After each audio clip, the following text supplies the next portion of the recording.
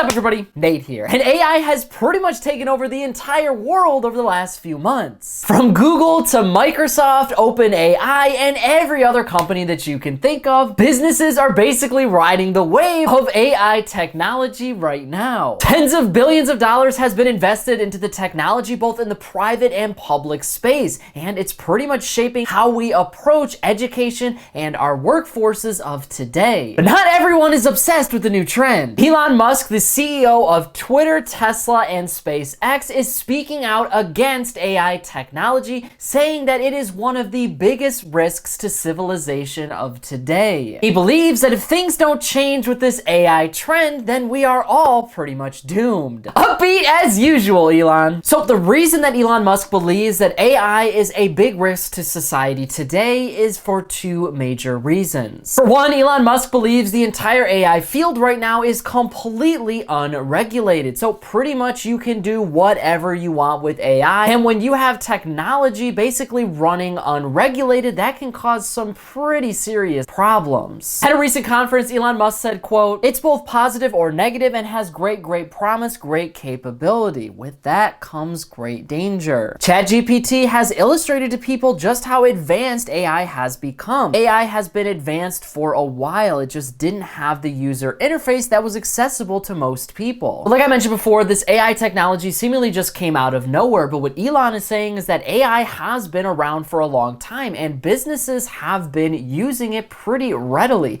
If you really think about it, search engines like Google and Bing already use a form of AI on their search platforms. When you go to search something, the responses that you get don't come out of nowhere. They are auto-generated based on what you are searching for and what Google believes is going to help you get the best answer. That is an algorithm, and we are all super familiar with algorithms over here on YouTube because they basically control how well our channel is going to perform. The same can be said on Facebook and Instagram and TikTok and all of these other social platforms. Companies have been using AI in a very big way for a long time now, but the difference is you now have access to them. ChatGPT was launched a few months ago, and OpenAI has basically boasted that it is the first generative AI platform. So you can basically type in anything from a question to something that you literally wanted to create for you, and OpenAI's ChatGPT will take care of it. That is very different than, say, how Google works, because when you type a question into Google, it is going to give you a bunch of search results where you now have to go and dig a little bit deeper to finally find the answer. ChatGPT meets you in the middle, so you ask it a question and it literally answers the question, but how it works is what's concerning. It is generative AI, so it actually functions by taking a bunch of the information that already exists online and then distilling it into your response. So you are going to get a unique answer to your question, but it's going to be based on a bunch of other questions and a bunch of other responses that have been made. All of the information on the internet is out there and it's generating a response based on that information. So what Elon is getting at here is that can be extremely dangerous for information, because now you are basically running into a situation where people are taking information from everybody all the time and nobody is getting credit for anything. You can write papers, you can create art, all from OpenAI's ChatGPT and other generative AI platforms. You're able to create all of these things and they're supposedly fresh and unique, but the problem is they have taken a bunch of info from other things. Not to mention, sometimes that info is wrong. AI has come a long way, but Google actually just announced its own competitor to OpenAI's ChatGPT, and that is called Bard, or Baird, or however you pronounce it. At its product launch, Bard said that it took the very first picture of a planet outside of our solar system. But that is just not correct. That photo was actually taken all the way back in 2004. This brings up a really interesting point, because with these AIs sort of advancing, the whole purpose is that they're going to become advanced enough to where they replace a large portion of education and a large portion of our workforce. But what happens when they get info wrong? If they get info wrong today, we know the correct answers. There are people out there who are in these fields of study who know the correct answers, but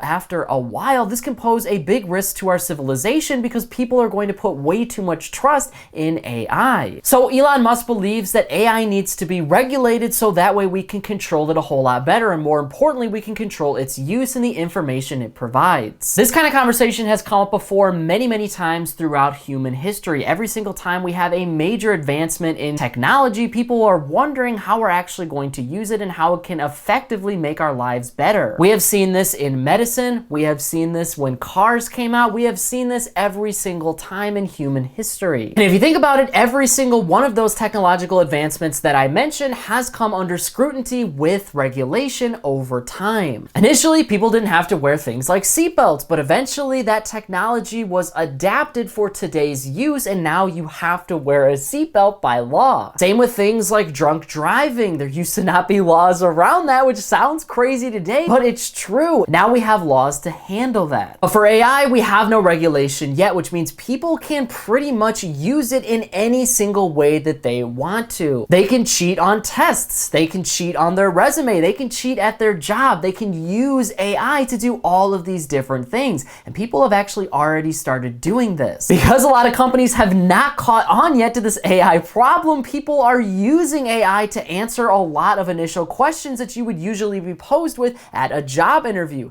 They are getting jobs that they don't really have a lot of experience in, but it looks like they do because they can answer all of the questions, but in reality, they're just using AI. Eventually, they will have the skills that they need to handle that position, but it's going to take them a few years. And in the meantime, they're going to use ChatGPT and other generative AI platforms. You can ask ChatGPT and any of these platforms to write you an essay on some sort of book, and it will do that. But at the end of the day, ChatGPT and generative AI platforms are not perfect, and they make mistakes. And if people are not smart enough or educated enough to find those mistakes and prevent them, then AI is going to be a lot more of a problem than it is a benefit. Now, the second thing that Elon brings up has to do with jobs, and AI in general has been seen as sort of a job killer over the last decade or so. Businesses have been using things like automation and AI for a very long time now to make their business practices a lot more efficient and to save money. This whole phenomenon with AI has kind of been exploded over the last few years because of a few different factors. For one, we've had a ton of money printed because of the pandemic. Trillions of dollars has been pumped into the stock market, and hundreds of billions of dollars has been poured into the private investment market. So a lot of your tech startups, a lot of your AI companies have been able to experiment and research their own platforms. That makes them a whole lot better, where that money didn't really exist before, so things were kind of just moving in a slow direction. Anytime businesses can jump on a trend like this, they absolutely do, because it saves them a lot of money. And because of the pandemic, businesses have been looking for solutions. They've been looking for automation and AI to kind of replace people in a lot of positions. Technology moves in a very similar way. It sets out to solve a lot of problems that consumers and businesses have.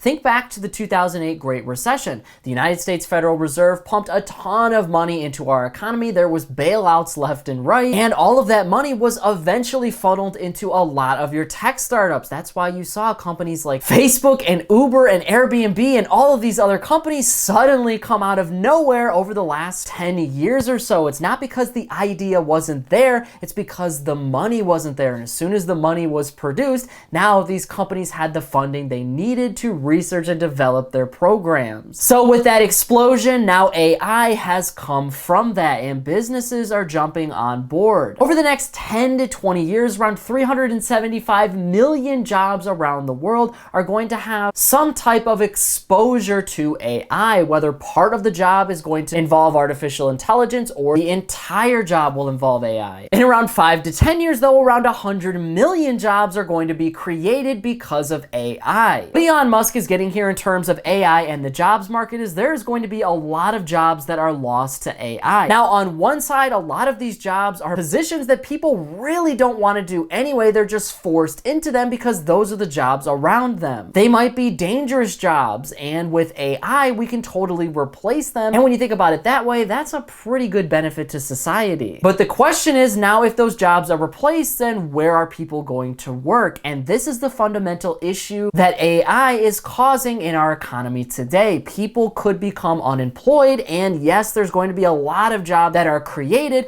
but they now need skills and experience in order to get those jobs, and millions of Americans just are not going to have them. If you think about it, Americans are already facing layoffs in 2023. We're already already facing a recession. We're already facing sky-high inflation with the middle class shrinking, and this is no time to be eliminating a large portion of jobs. That means that our economy could ultimately suffer in the short term because now you're going to have nobody making any money because there's so many less jobs available. So in my opinion, you need to change that. You need to have a system where people can get the skills and education that they need in order to better our workforce, because yes, jobs are going to be eliminated, but there's going to be a lot of jobs created, and we need people to fix and build these robots. We need people to program the AI. We need people to actually make sure that human beings are taken care of. AI just can't do that. Not to mention, when AI was first thought of, it was thought of as open source, and it was thought of being free forever. Anybody can use these platforms, and anybody can code and use the design of them as they wish. But eventually businesses are going to start competing. We've already seen that with Microsoft and OpenAI and Google's Bard. So they're going to want to make a profit because they have the best technology and they know people want to use it. That could mean that OpenAI becomes closed source and it costs you money. Now, the people who have access to AI are going to be able to get ahead. Meanwhile, the people who can't afford it are only going to be held back.